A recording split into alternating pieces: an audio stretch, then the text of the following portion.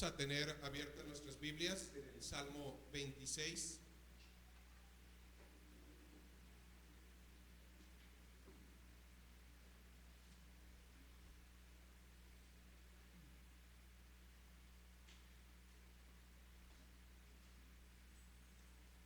Salmo 26.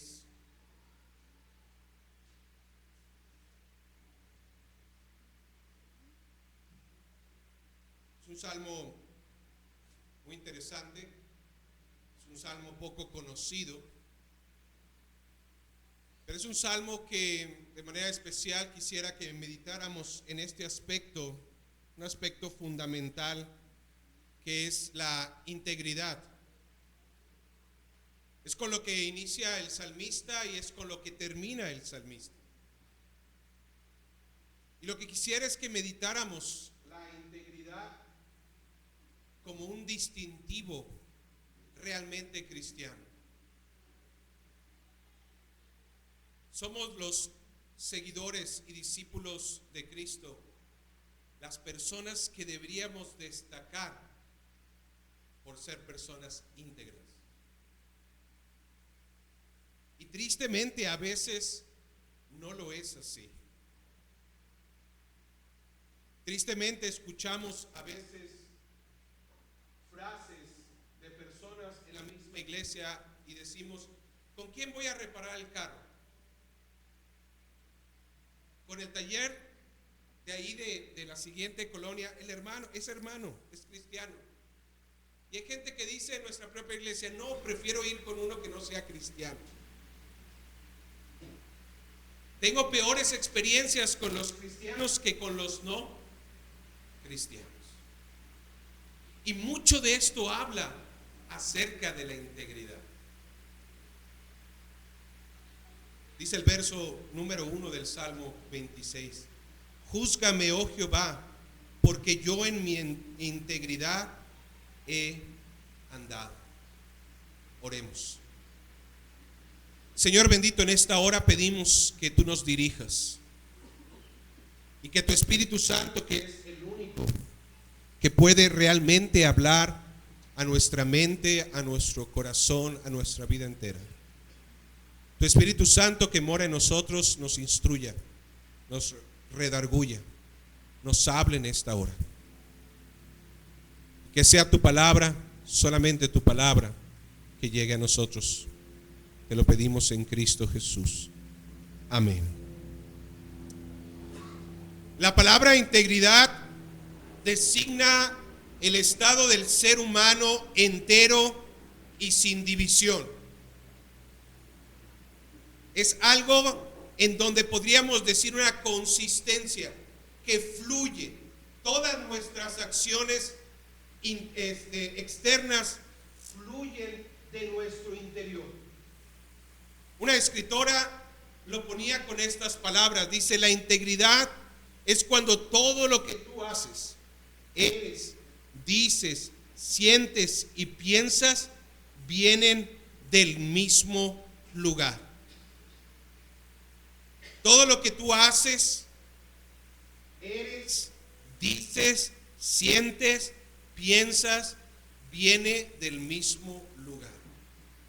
Ahora, no estamos, por hablar por integridad, no estamos calificando una integridad como buena o mala.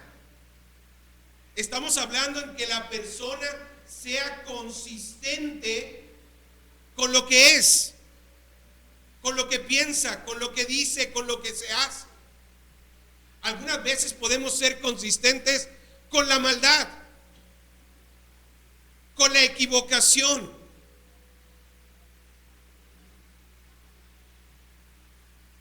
Pero Dios quiere que seamos íntegros de acuerdo a ¿qué?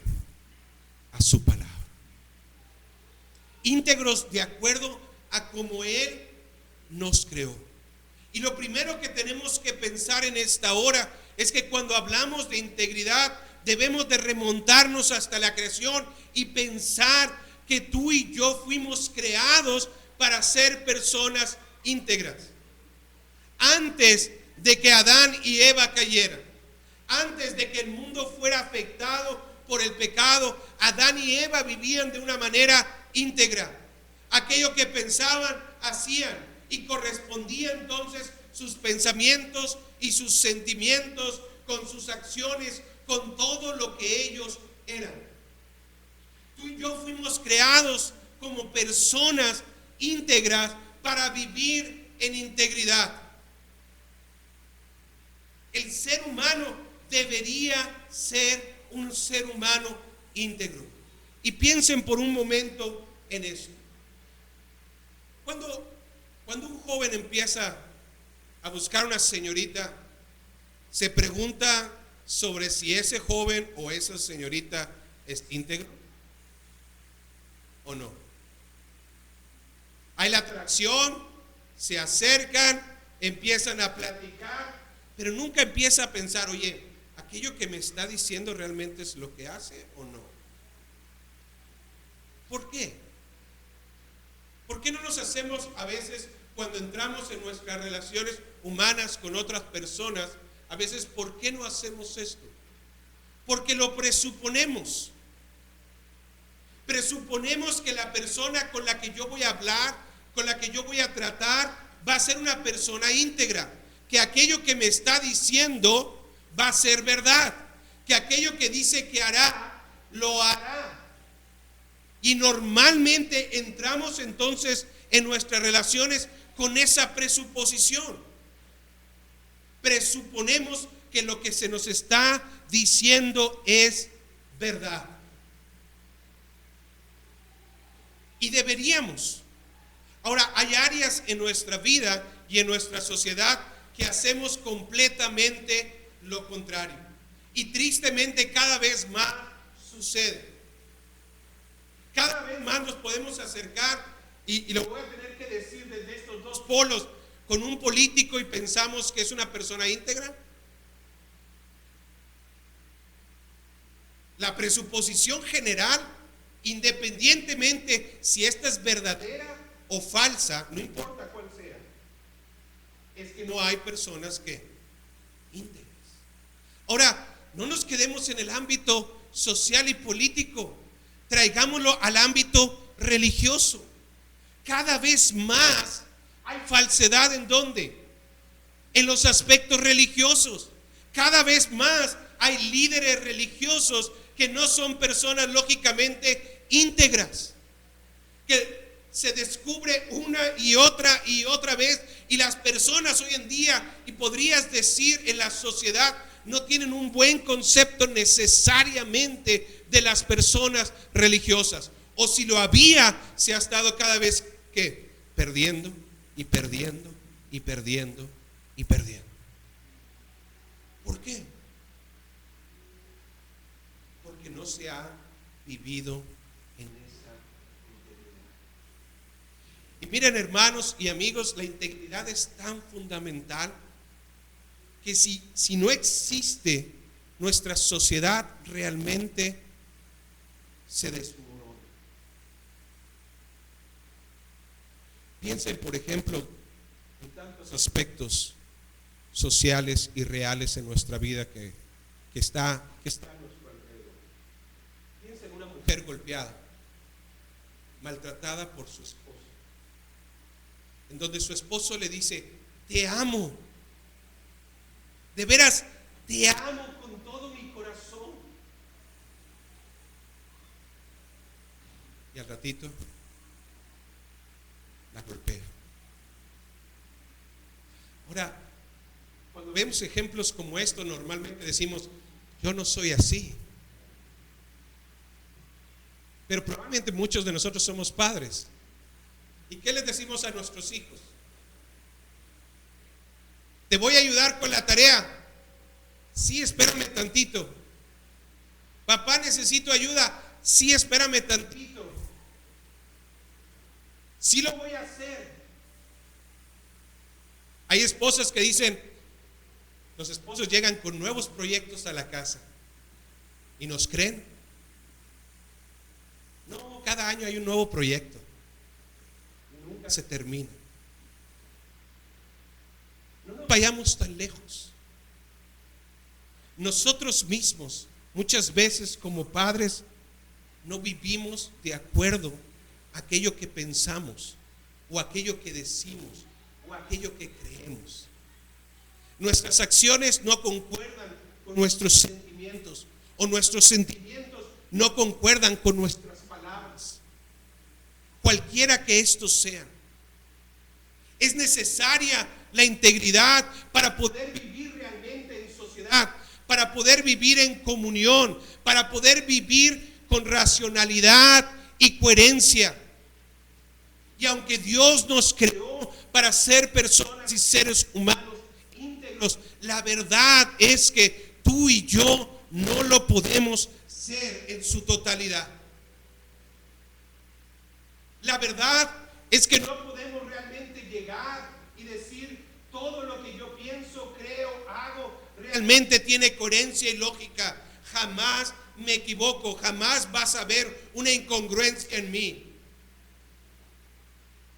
No importa quiénes seamos. Ahora vayamos al Salmo. El Salmo 26, muy probablemente David lo escribe en épocas tempranas de su vida, porque más adelante lo veremos que no solamente falló como padre, falló como rey, falló como líder, pero en estas áreas tempranas hay un enemigo que le está acechando y viene delante de la iglesia y está dispuesto a ¿qué? A pedirle a Dios que juzgue su vida. Júzgame y pruébame, escudriñame. Muy interesante que podríamos pensar en este momento y decir, ¿quién hoy vino con esa actitud? ¿Quién podría estar aquí diciendo, Señor, juzga mis acciones y ve mi integridad? Cuando David está pidiendo juicio, examinación, prueba, no se está presentando como alguien que no ha pecado. Y esto es muy importante. La integridad no tiene nada que ver necesariamente con la perfección, o no tiene nada que ver con el aspecto espiritual de no pecar. El Salmo y David sabe perfectamente, como lo diría más adelante en el 51, que nació en pecado. Pero el salmista y David dice, cuando vengo delante, puedo decir delante de ti que he andado en tus mandamientos, que he andado en tu palabra, no de manera perfecta, pero lo he hecho. ¿Cuándo qué? Cuando me comparo con aquel impío. Vean el verso número 4 y 5. No me he sentado con hombres hipócritas. Y ahí está un antónimo de integridad. Ni entre con los que andan simuladamente, aquellos que ponen máscaras. Vayamos entonces hasta el verso número 9. No me arrebates con los pecadores, no arrebates con los pecadores mi alma, ni mi vida con hombres sanguinarios, en cuyas manos está el mal y su diestra está llena de ¿qué? De sobornos. Otra palabra antitética al aspecto de la integridad. Fuimos creados para vivir íntegramente, pero la verdad es que no lo podemos hacer. Tenemos máscaras. Puede ser que tú en tu casa eres la persona más íntegra, con tu esposo, con tus hijos, con tus padres, pero en el trabajo te comportas de otra manera. Puede ser que en el trabajo eres una persona muy íntegra y en casa eres completamente diferente. Puede ser que en todas tus relaciones, pero cuando estás solo, y pregúntate, cuando estás solo delante de Dios, ¿cómo eres? Ni tu esposo, ni tu esposa, ni tu padre, ni tu hijo, ni el pastor te conoce como tu Dios. Y Él puede ver no solamente tus acciones, sino los motivos de tu corazón. Y delante de Él, ninguno seríamos personas. Porque el pecado ha afectado cada área de nuestra vida. El pecado ha afectado nuestros pensamientos, como ha afectado nuestras acciones. Ha afectado nuestros sentimientos, como nuestras palabras. Y un ejemplo realmente clásico de integridad, podríamos pensar en la historia del joven rico. Aquel joven que se presenta delante de Jesús y le pregunta: ¿qué tengo que hacer? ¿Para qué? Para obtener la vida eterna. Y Jesús le dice: ahí están, dime cuáles son los mandamientos. Y el joven rico le dice: los he guardado todos. Y yo les pregunto, ¿era una mentira lo que el joven decía? ¿Realmente estaba mintiendo y no había guardado los mandamientos? No podemos entrar al texto. Fue cuando Jesús dijo: entonces, muy bien, si los has guardado, deja todo y sígueme. Yo les pregunto, ¿por qué el joven no pudo seguir a Jesús? No solamente porque tenía el amor en sus posesiones. La pregunta fundamental es: ¿por qué había estado haciendo lo que estaba haciendo?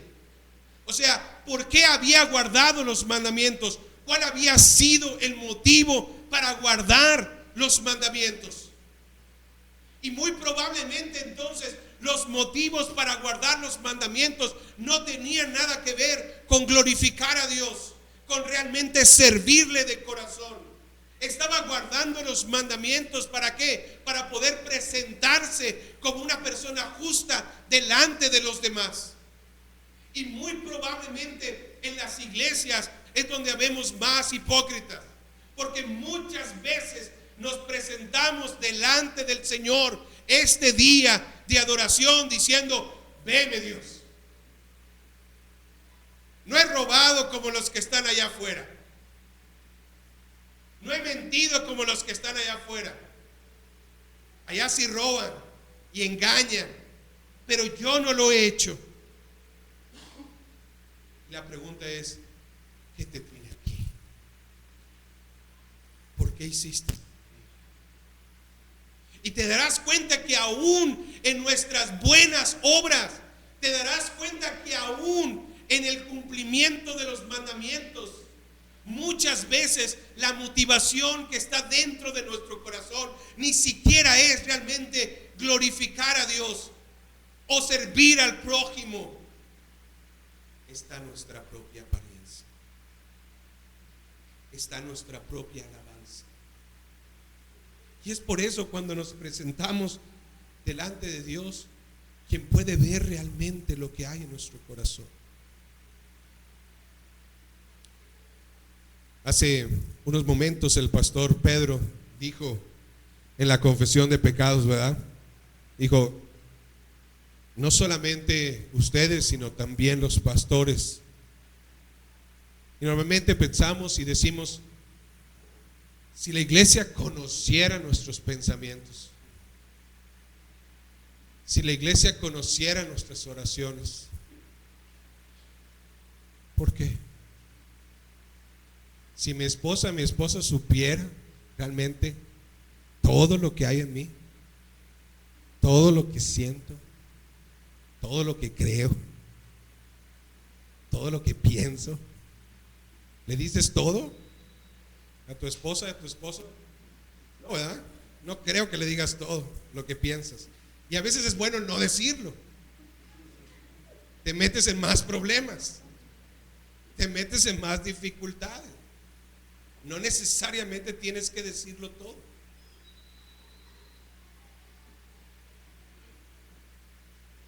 Pero ahí, en lo interior, sabemos que no vivimos en esa coherencia de la unidad de todo nuestro ser. Y David no está presentándonos realmente la posibilidad de la total integridad.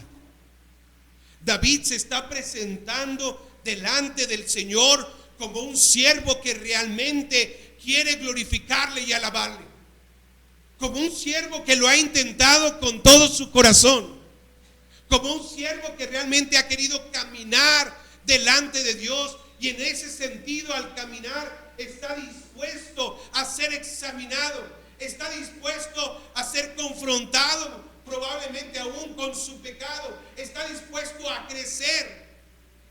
Él sabe realmente que no ha andado como los que están allá afuera. Él sabe perfectamente que no, este es un salmo de lamento. Sabe perfectamente que no es como aquellos que lo han estado criticando y vituperando en cualquiera que haya sido esta circunstancia. Y entonces se presenta, y vean, el salmo es una presentación en el templo. Por eso dice el verso número 6: lavaré en inocencia mis manos. Es un ritual que era de pureza para presentarse delante de la iglesia o delante del templo. Y andaré alrededor de ¿dónde? De tu altar. Presentaré mi alabanza, presentaré mis sacrificios, presentaré mi ser. Y al final el salmista por eso pide: Señor, quiero andar en integridad, redímeme y ten ¿qué? Misericordia de mí. Uno de los aspectos fundamentales de cómo pudiéramos realmente vivir en integridad es primeramente reconociendo nuestros errores. Un escritor también decía: todos cometemos errores, pero una persona íntegra los reconoce. El primer paso en vivir una vida de integridad delante de Dios, delante de nuestros seres queridos, delante de la iglesia, delante de los demás, es empezando a reconocer aquello que no somos, que no decimos, que no hacemos, y que no tiene coherencia ni concordancia en nuestro ser. No es vivir la vida perfecta, porque ni tú ni yo la podremos hacer. Es empezar a reconocer aquello donde fallamos, aquello en donde no hay congruencia entre mis palabras y mis acciones. Y ¿sabes qué? Como padre puedo decir: ¿sabes quiénes son los mejores que te ayudan? No es tu esposo o tu esposa. Bueno, debería serlo. Pero a veces no le queremos escuchar al esposo o a la esposa. ¿Por qué? Porque ya tenemos ahí nuestros sentimientos. Pero cuando un hijo viene y te dice: papá, en mi caso, no predicaste la semana pasada de esto y ahora estás haciendo esto.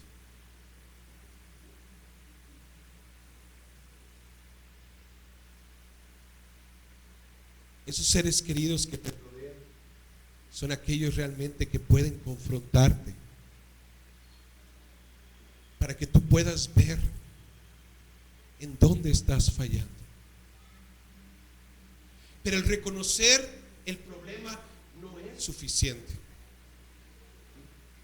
Necesitamos saber qué hacer.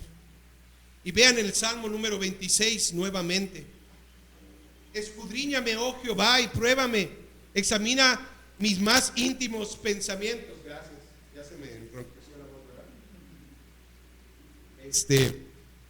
Y está hablando del corazón y de las entrañas. La palabra literal tiene que ver con las entrañas aquí, con el estómago. Pero vean el verso 3. ¿Por qué? Porque tu misericordia está delante de mis ojos y ando ¿en qué? En tu verdad. No podemos empezar realmente a ser cada vez personas de integridad en pensamiento, palabra y acción si no vamos una y otra. Reconocemos nuestra maldad, pero entonces necesitamos venir a la palabra. Necesitamos saber qué es lo que nos dice la palabra, porque si no, tú vas a vivir de acuerdo a tus pensamientos, y tus pensamientos son corruptos, y tus pensamientos te van a llevar por lugares equivocados, como padre, como esposo, como hijo, como trabajador, como empleado, etcétera. Necesitas no solo reconocer, sino venir a la fuente de la verdad, venir a la fuente de la misericordia. Y el salmista entonces dice: he andado en integridad. ¿Por qué? Porque veo tu misericordia y porque estoy viendo tu verdad. Y entonces al final el movimiento que empieza como una petición de examíname, el salmista termina ¿qué? Ayúdame, redímeme, que tu misericordia no solamente esté ahora, sino que continúe para siempre. Y es una decisión para andar en integridad. Mas yo andaré en mi integridad. Hay dos cosas verdaderas a veces de la gente cuando habla de las iglesias y de las personas que están dentro de las iglesias. Una verdad y una mentira. La primera expectativa es que pensamos que en la iglesia hay puros santos. Y la gente entonces piensa que aquí no va a haber defectos, ni problemas, ni errores, aquí o en cualquier otra iglesia. Porque la expectativa en cierta manera es correcta y incorrecta. Los que estamos aquí deberíamos de ser ¿qué? Las personas más íntegras.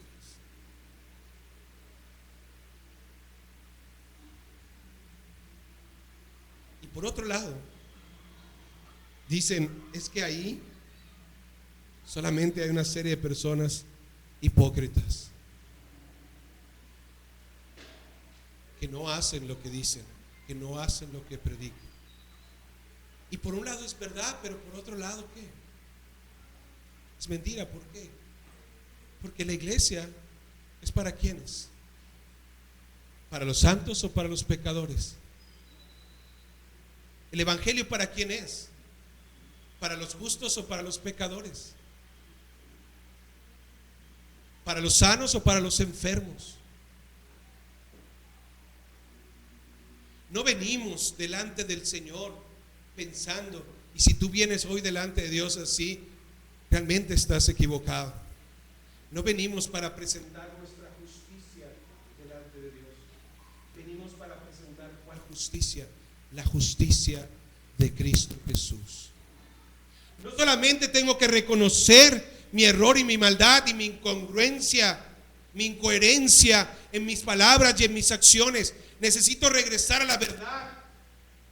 Pero al regresar a la verdad necesito mirar a alguien. Necesito mirar ¿a quién? A Cristo Jesús. Y ahí es cuando viene una porción de la palabra que realmente me encanta al terminar el sermón del monte. En Mateo capítulo 7, y si lo tienes, búscalo en tu Biblia. Mateo 7, 28 y 29. Jesús está enseñando este gran sermón, estas grandes enseñanzas de cómo vivir ¿qué? Como ciudadano del reino de los cielos. Y al final el evangelista pone una nota. Al final del sermón el evangelista nos pone la nota histórica.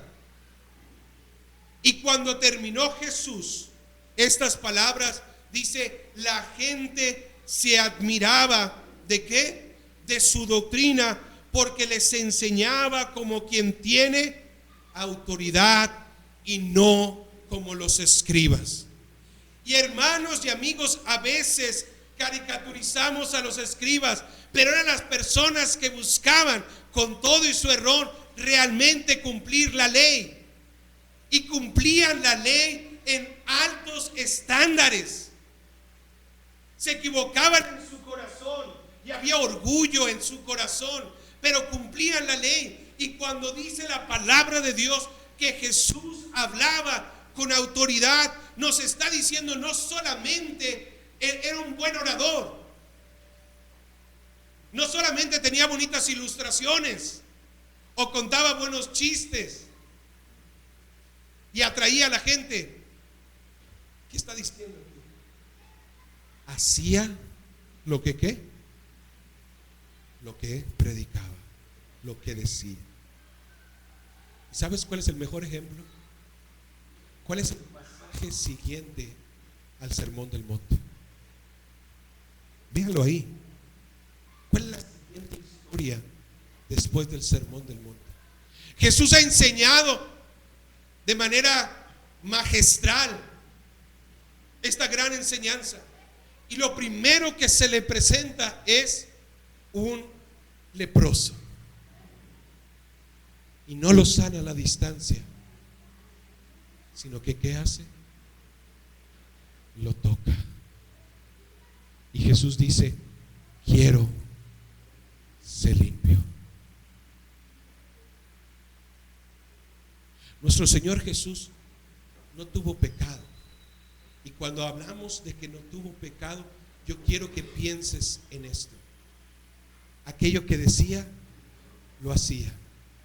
Aquello que pensaba, concordaba con sus sentimientos. Sus sentimientos con sus pensamientos con sus palabras, y sus palabras con sus acciones.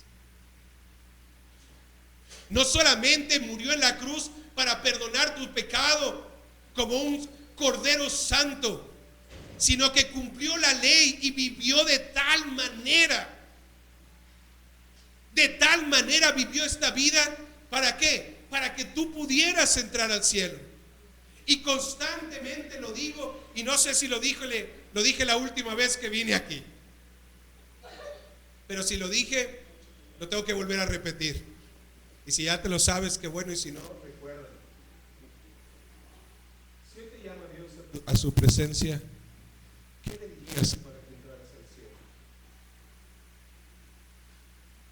Y normalmente la respuesta que escucho es: el Señor Jesús perdonó todos mis pecados. Y es correcta, pero es incompleta. No solamente porque perdonó tus pecados ya puedes entrar. El estándar de Dios sigue siendo el mismo. Tú tienes que ser perfecto, y el que haya borrado tus equivocaciones no quiere decir que tú eres perfecto. ¿Sí o no? El que tu esposa te perdone no quiere decir que no estés actuando mal. Jesús no solo perdonó nuestros pecados, sino que dice la palabra: cumplió toda la ley a favor nuestro.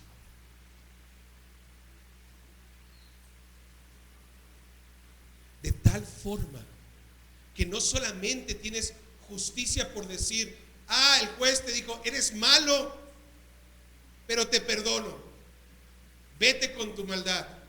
No, el juez dijo: no solamente te perdono de tu maldad, sino te hago justo, porque voy a poner mi justicia sobre ti. Y la justicia de Cristo tiene que ver con la manera en que vivió. No exaltemos solo a Cristo por su sacrificio y por el derramamiento de su sangre para el perdón de nuestros pecados. Exaltemos también a nuestro Señor porque vivió de tal manera que, aunque era un ser humano como todos nosotros, dice el autor de los Hebreos, aunque fue tentado como todos nosotros, no pecó, ni en pensamiento, ni en palabra, ni en sentimiento, ni en acción. Su vida vino a ser la vida que todo ser humano, para el que todo ser humano fuimos creados, para vivir en coherencia, congruencia, integridad. De tal manera que no solamente cómo debemos mostrar nuestra identidad, no solamente reconociendo nuestros errores, reconociendo nuestro pecado, no es solamente viniendo a la palabra de Dios, sino es volteando una y otra vez a ver a nuestro Señor y Salvador.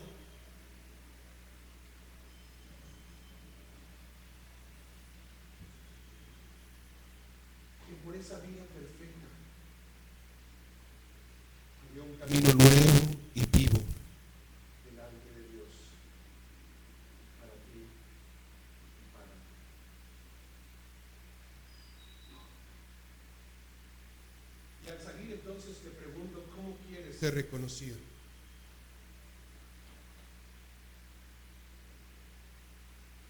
¿Cómo te conoce la gente por tu Facebook?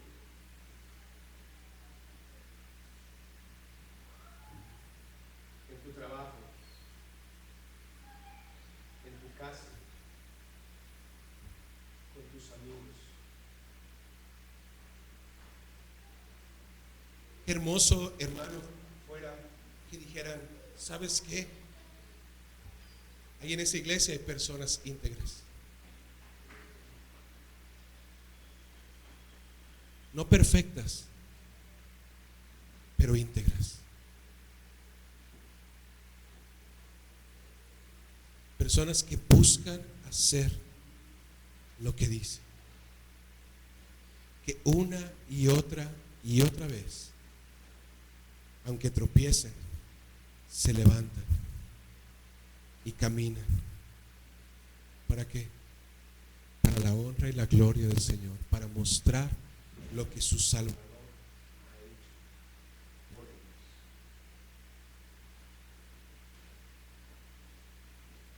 Pero es en base a qué?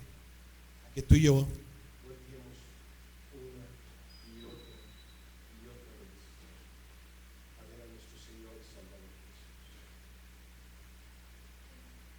No solamente como el que perdonó nuestros pecados, como el que vivió la vida que tú y yo deberíamos de haber vivido por Dios. Señor, gracias por tu palabra. Gracias porque no solamente nos hablas, sino nos exhortas y nos invitas a poner nuevamente nuestros ojos en el autor y consumador de la fe, nuestro Señor y Salvador Jesús. Te pedimos en esta hora que nos ayudes a hacerlo constantemente, diariamente, Señor. Señor Jesús, gracias. A ti sea la honra y el honor. No solamente porque perdonaste nuestros pecados, sino porque caminaste justamente de tal manera que nos regalaste tu justicia plena y total. Y hoy tú nos puedes ver, Padre, como santos en Cristo Jesús. Y podemos saber y estar seguros que estamos sentados en lugares celestiales. No por nosotros, sino por esa obra maravillosa de nuestro Salvador y Señor. A Él sea la honra, la gloria y el poder. Amén y amén. Que Dios